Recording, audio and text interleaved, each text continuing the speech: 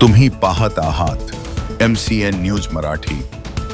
बुलढाणा जिल्ह्यातील खामगाव शहराच्या काही भागात पाणी टंचाईचे संकट दिवसेंदिवस अधिक तीव्र होत चालले आहे।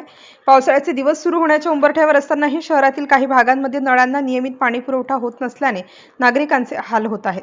विशेषतः महिलांना आणि ज्येष्ठ नागरिकांना पाण्यासाठी मोठी कसरत करावी लागत आहे। आपल्या प्रभागात पाणी उपलब्ध नसल्यामुळे महिलांना दूर अंतरावर असलेल्या लिकेज झालेल्या वॉलवरून पाणी भरावे लागत आहे। भर उन्हात डोक्यावर हंडे, कॅन, कळशा घेऊन महिलांची सुरू असलेली ही धावपळ नगरपालिकेच्या प्रशासनाच्या पाणीपुरवठा व्यवस्थेवर प्रश्नचिन्ह निर्माण करत आहे। एकीकडे पावसाळा जवळ आला असला तरी नागरिकांच्या नळांपर्यंत पाणी पोहोचत नसल्याने संताप व्यक्त केला जात आहे। नागरिकांनी प्रशासनाकडे तातडीने उपाययोजना करून नियमित पाणी पुरवठा करण्याची मागणी केली आहे। MCN न्यूज मराठीकरिता शेख अजीज मोहम्मद, खामगाव।